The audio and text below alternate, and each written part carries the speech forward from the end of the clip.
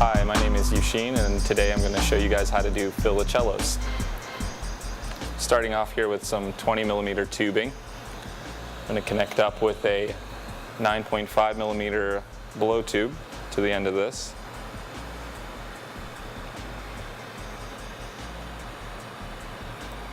Little corner marbling trick, I love that, saves time.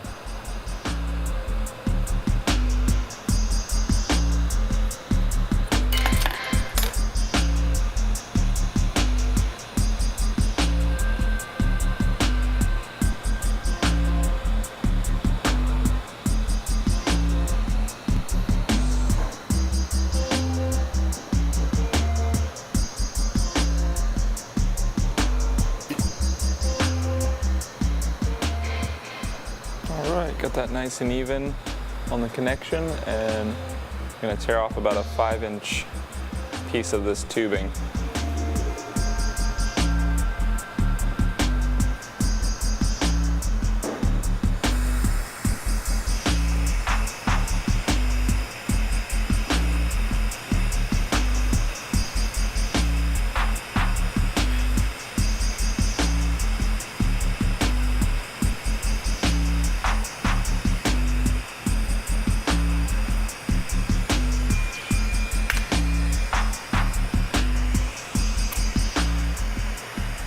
So I'm going to pre-warm this a bit, nice soft flame, get it all warmed up.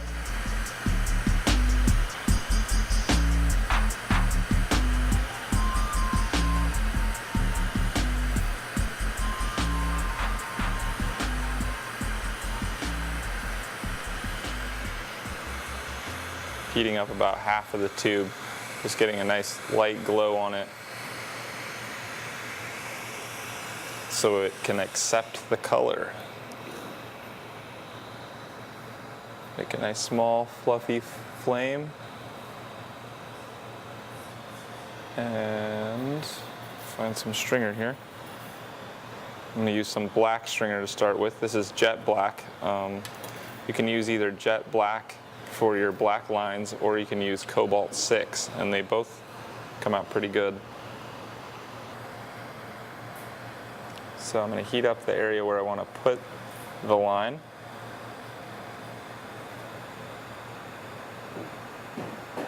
And then I heat up the stringer just a tad, and I attach the stringer, push it down, center it, and then slowly let it fall around the tube and melt on as it falls around. You really have to keep in mind gravity really affects which way the stringer falls, so you want to try and keep this perfectly level, and if you see it tilting one side to the other, you just kind of tilt it back so that it goes straight. And just work it all the way around. I found this is the best way to get a really nice even black line.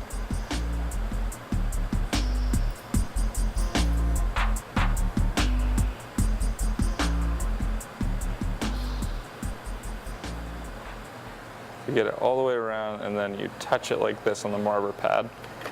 Then grab something and just knock off the extra. You have to make sure you push it down though while it's still hot. Otherwise you could knock the whole ring right off. So.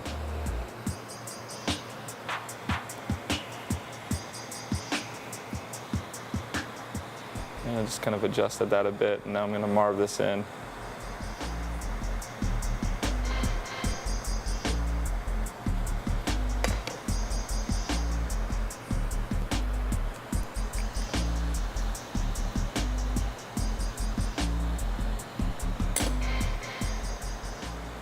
I'm going to grab another piece of stringer. Actually, nope, that one's got a mark on it. Grab a new piece. I'm really picky about which parts of a stringer I use to do this. It needs to be the right diameter and just right. I don't know, it's something you learn over time is stringer size. Everyone has their own stringer size they use for these.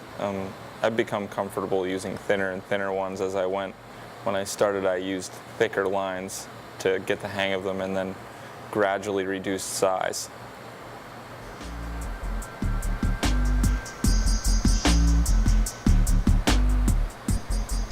Stick that on, make it straight.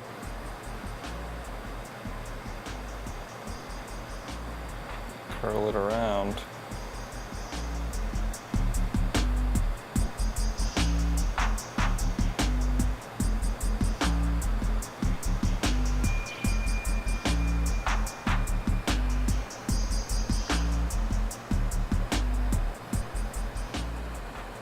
Push it down, knock off the extra, and then marve it in.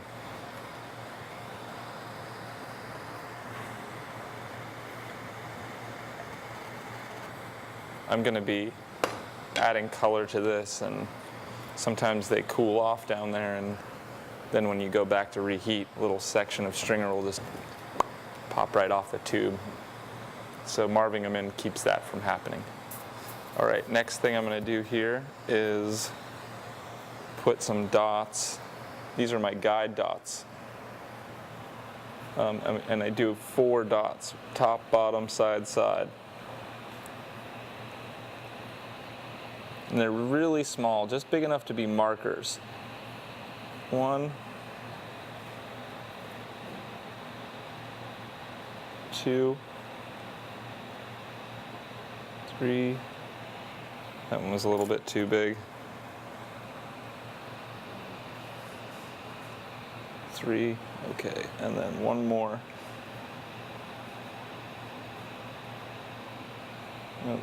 How straight you make these dots right now determines how straight all of your lines are going to be. So you want to try and make this 4 corners as straight as you can. If you're having trouble keeping your hand steady, you can rest it against your marver pad or against your torch.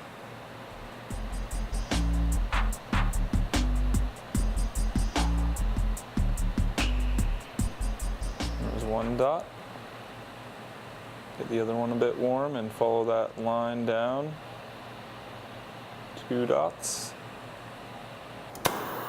And having your tube warm is really important so it can accept the color as you draw the stringer on. And I'm going to play a game of connect the dots here. I'm going to start at this dot here and go diagonally 1 dot over to the bottom. So I get both dots kind of glowing a little bit. And I kind of imagine the line that I'm going to follow, and then I just start going for it. And I keep an eye on that other point. Then you reach it and you stop. So I've got 1 diagonal line. I'm going to go ahead and do 1 more. Connect the dots here. Starting here, going over.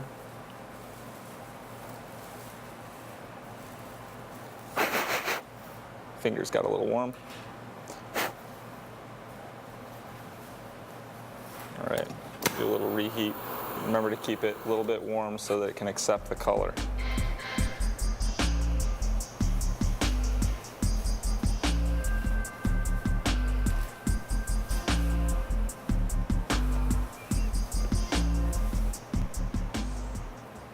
And now I'm going to add 4 more and then 4 more. And then I might add another 4 and another 4 after that. So it's a lot of lines. Say you lay a line and you don't like quite where it's laying, and it's got a little ripple in it. You can actually heat up that line a little bit and push it over with your tungsten. The tungsten pick is going to be one of your most prized tools when it comes to doing these Fillacellos.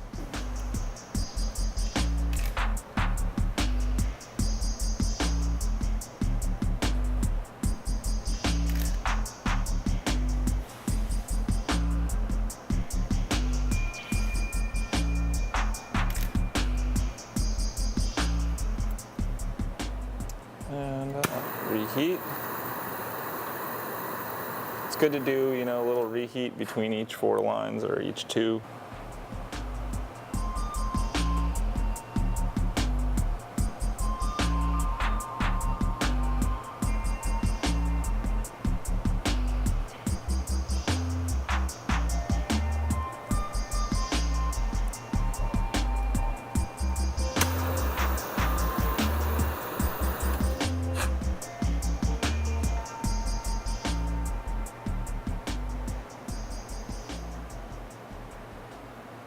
There we go. It goes. That's sick. Yeah, I like it a lot. I couldn't even see my flame. So this is my last line on the black.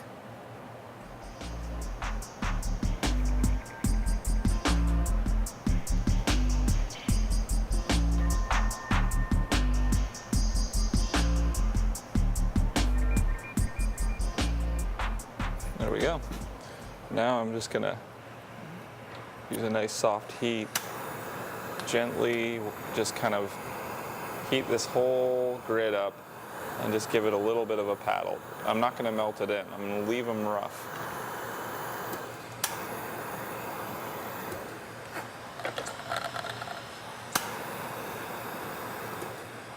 There we go. So there's the grid.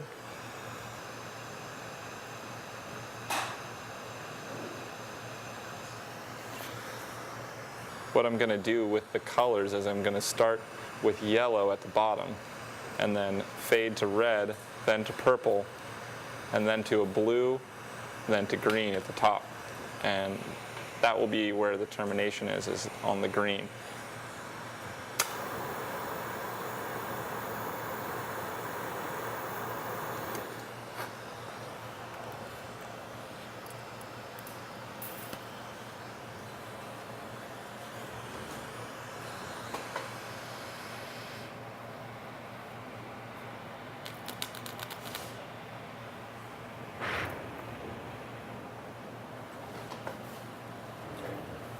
So I've got a nice small little flame here, and I'm just following the contour here of the black line. That gives me, that's why I don't melt in the lines, so I have a guideline to push the color up against.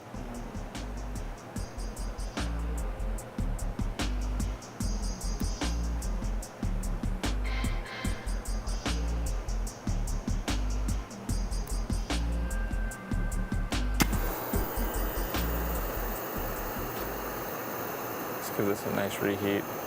All right, that's all the yellow I'm going to use.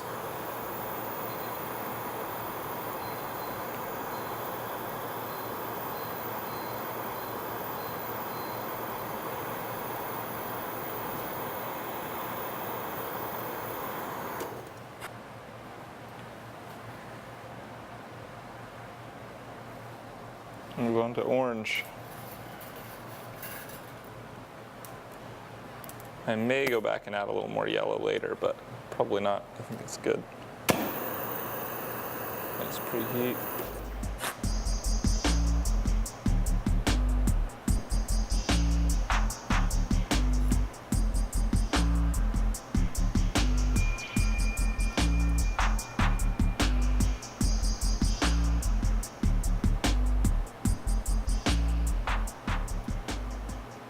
And the coloring that this color design layout, this is something that you're coming up with just off the cuff, right? Yep. It's totally freestyle. yeah.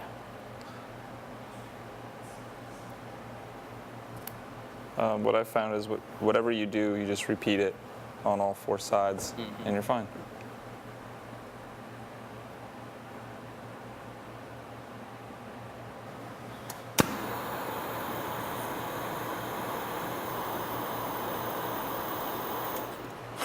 So purple is next.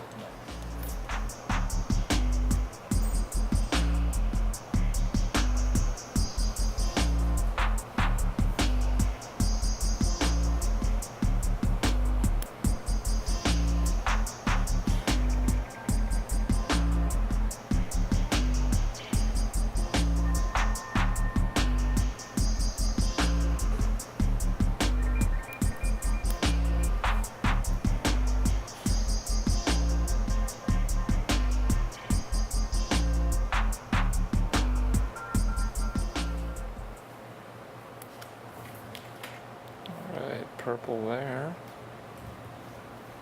Let's see, what else should I do purple?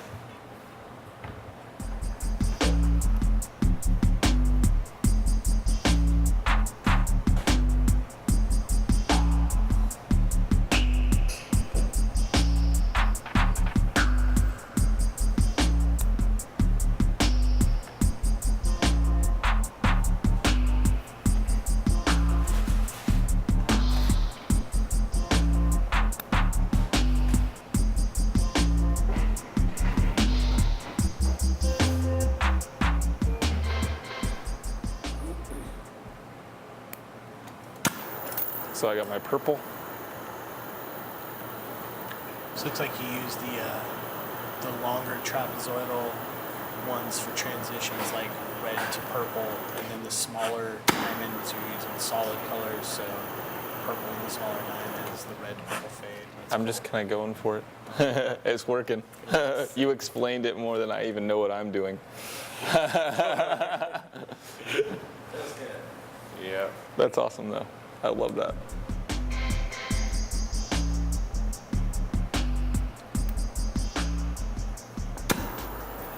Okay, a little bit more of this, I believe this is peacock is what I'm using here. I know I've got plenty, don't worry about it. I'm just gonna lay a little bit more. Oh, these lines here.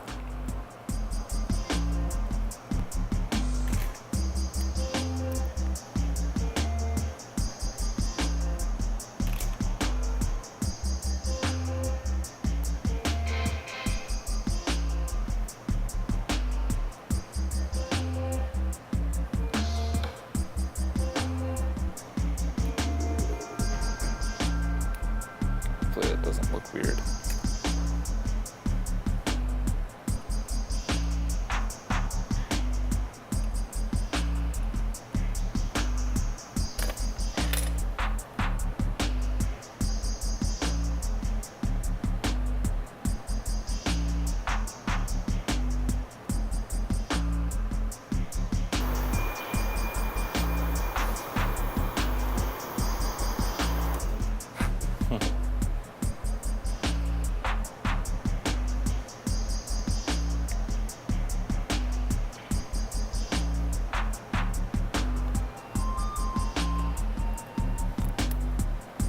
Right, done with the aqua. Now I just got green and white. And then I will be done with playing the color. Still got to flip it, and that takes another 20, 30 minutes.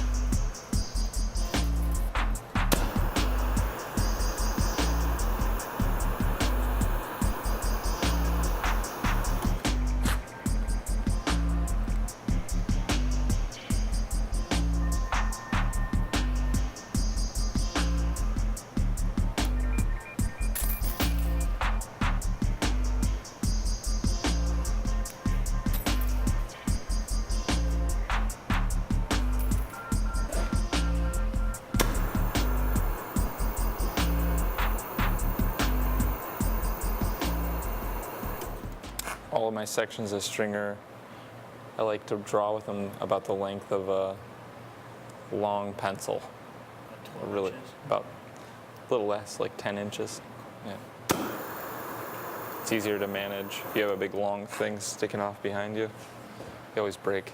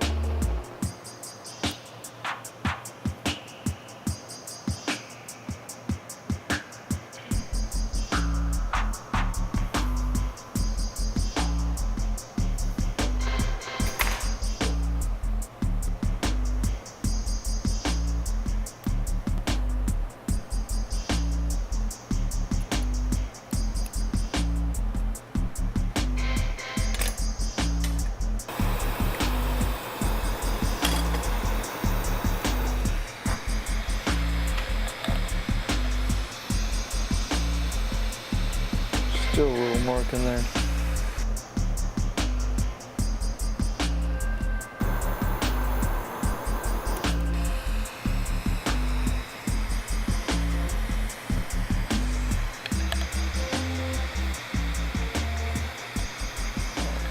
Really cracked bad.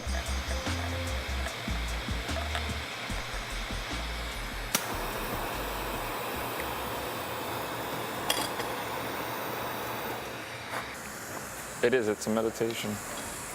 When I'm, alone in the shop doing these, it's just me and the torch. All right, so now I gotta melt this guy in. Turn up my oxygen a little bit. You gotta be really careful not to boil the color. Funny as it is, if you boil the color on the outside, the inside will show bubbles. So turn my oxygen up and use a nice cool flame. This keeps it from bubbling and takes longer, but everything with Fillacellos takes longer.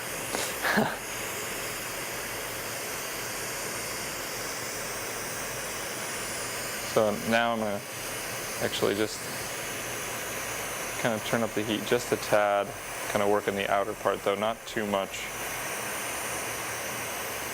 And I actually work in the outer part all the time, and I'm letting it fall back on itself. This is how I condense them. And I spin both directions. You can see it condensing. Then I give it a little puff.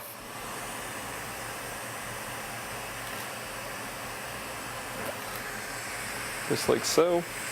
Now I'm gonna go right here.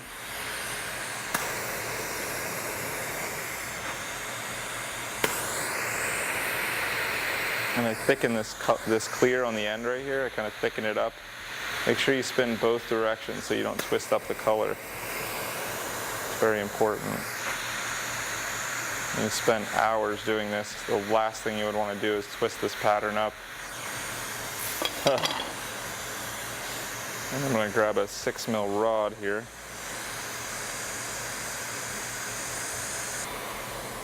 I'm going to be recondensing all this clear on the back side. Got my 6mm connected. All right, I'm going to recondense this.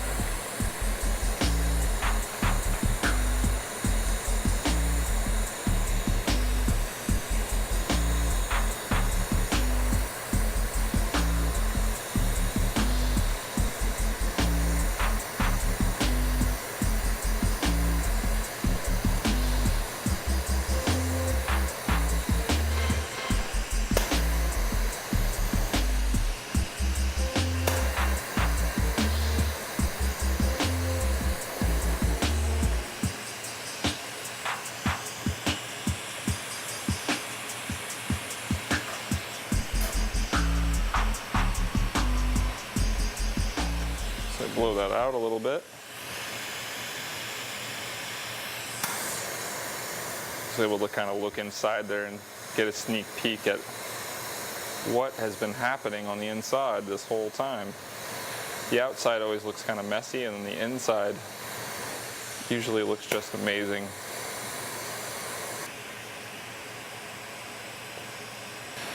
I get that nice squat shaped bubble on the back side, and now I got to do the termination. This is another part where I'm going to want to run a cooler flame so I don't bubble the color as I do the termination. You see a lot of times people get bubbles on the inside. That's because they ran just a little bit too hot of a flame, and you end up getting the color really thin on the end, and that's when it bubbles when it's thin.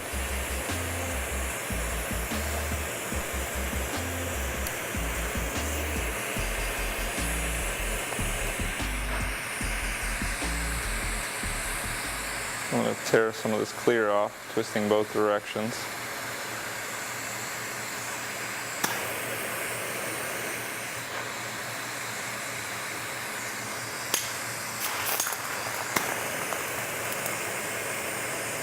Alright, so now the clear is pretty small. And what I do at this point is I make a little flat spot on my 6mm.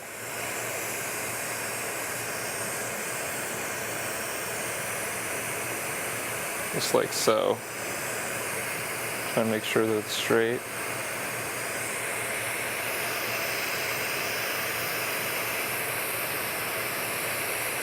I'm heating up this end. A lot of oxygen in the flame because this is where it bubbles if you turn up your flame too much. And keeping it rotating pretty fast, that also prevents bubbles. You grab it and pull straight out. This is where it bubbles right here. So I'm being really soft, working out there.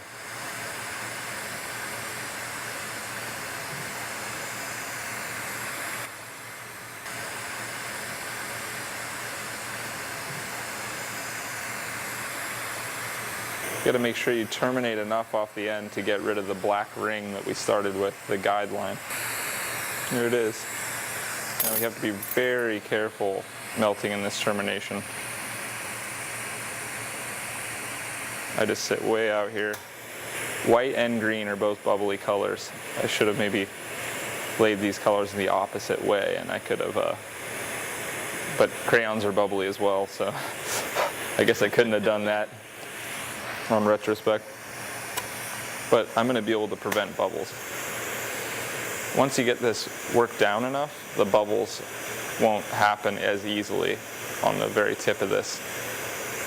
I'd suggest if you're trying your first or second one to try just using blue colors like aqua, peacock, and stay away from white at first because it'll bubble on you. And then just get it down with those ones and then start to add the bubbly colors into your Fillacello palette as you go.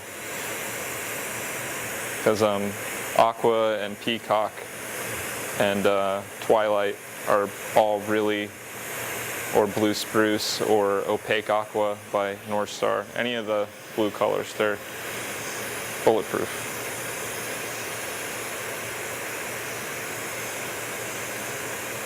So I'm just working this down. It's starting to flatten out. One thing I like to do before I blow it out all the way is I sit here, turn up the flame, and I look inside and check for bubbles on the very tip. It's totally clean. There's no bubbles. On the termination? On the termination. I just check for them on the termination. Could you re-terminate it? Exactly. Re-terminate if you find bubbles. And then you terminate the bubbles.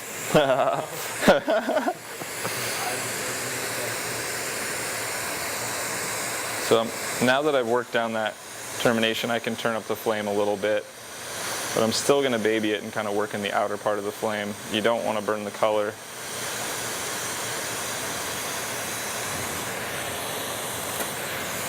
And it's just like working any other pattern onto the end of a disc. The same process.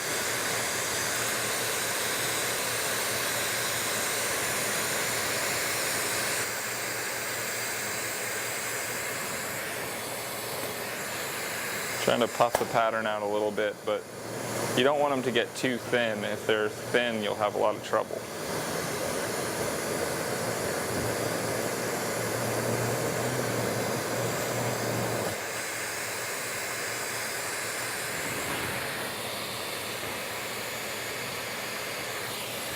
So this is the final sink right here.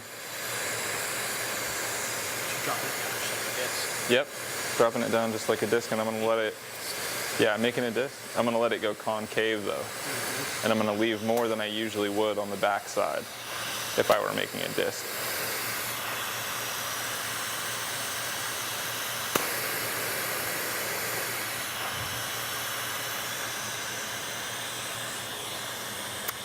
Little suck. Pulls it in a little farther.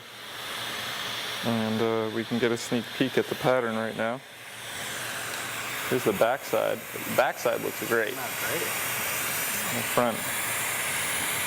Dope as can be. Yeah, and that's going to shrink down a little more too when we put it on. That is gorgeous.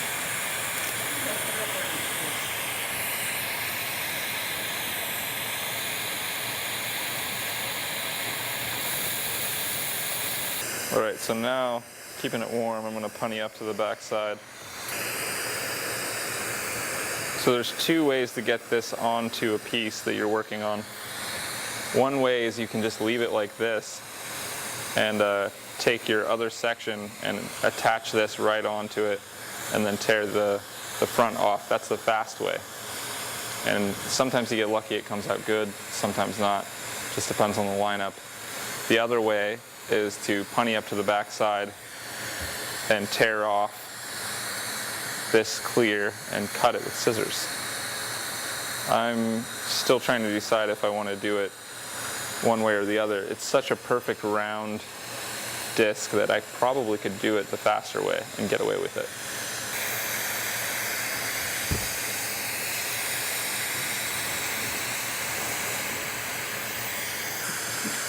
At this point, we spent so much time, right? That's the thing about it, though, is that after you spend so much time, you don't want to cut corners. Really, you want to do it the real way. So, but sometimes I do them the other way and they come out fabulous. So, but I'm going to do it the real way, so gentle punty to the back side of here. And then got to turn up my heat.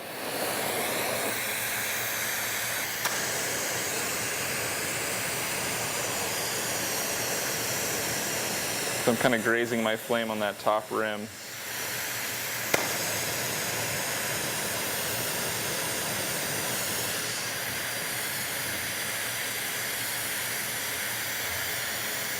And let me get it a little bit warm.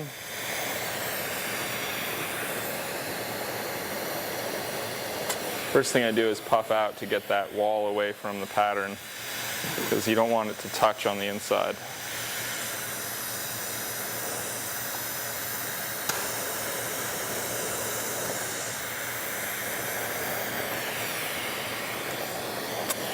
So I'm puffing it out a bit, kind of pulling this clear off bit by bit, and it's getting thinner, creating a nice thin rim. And when you get to a certain point, you can just kind of go like that. Thins all the way and it just opens up. Make sure you hold this down when you flare it open. You kind of rotate back and forth and it spins right out.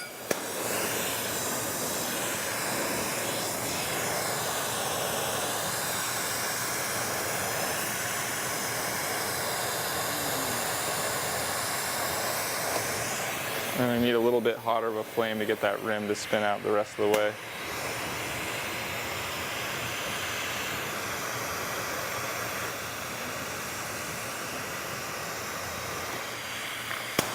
And it's a fast rotation to get it to come off of there. And that's good enough. I'm going to cut it off now with the shears, the snippers.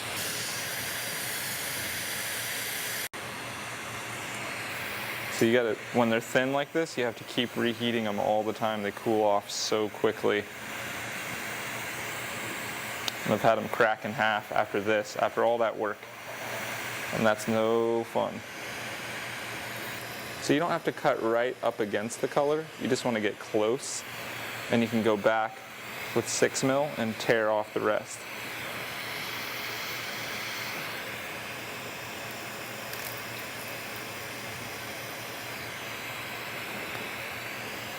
And always remember to go back and reheat both sides. So I'm going to heat the back side here, heat the front side a little bit.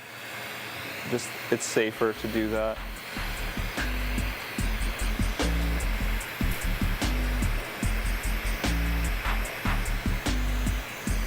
Throw that away.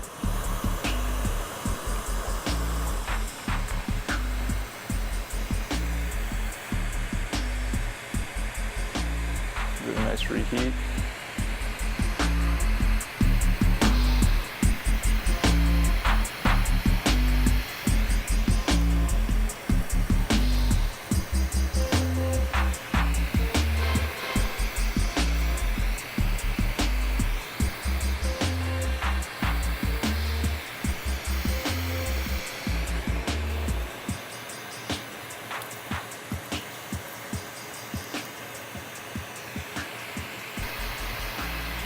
I spent 4 hours on one and had it crack in half on me one time because I didn't reheat it often enough. And then I went to reheat it and it just went boom right off the punny.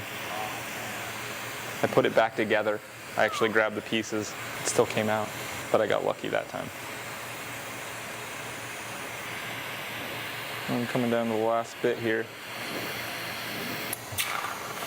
So now I'm going to switch punties. And see, it's already domed, which really helps a lot.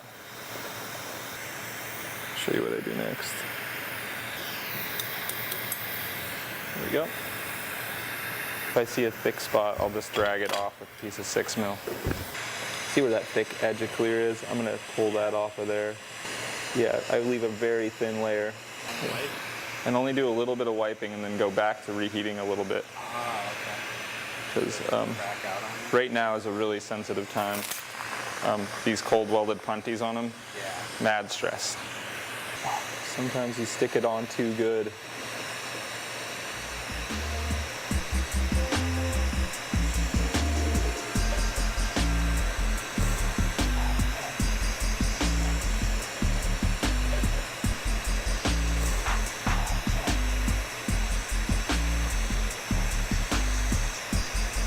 Okay, go back and reheat a little bit. Can't take too long. I mean, you only have a few seconds. It's so thin.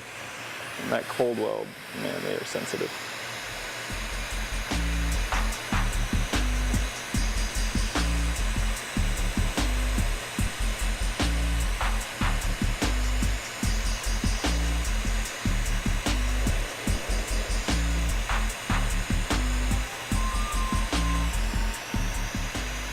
A little thicker edge of clear here.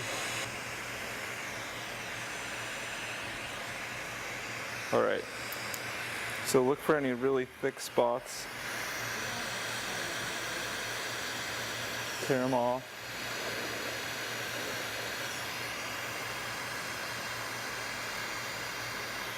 I'm just gonna do it now. Work this thing down.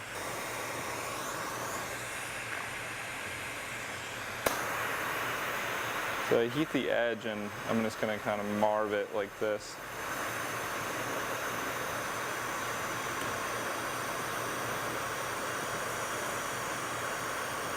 And I'm only getting that edge hot and just kind of gently pushing it. And you can go back and even it out like that.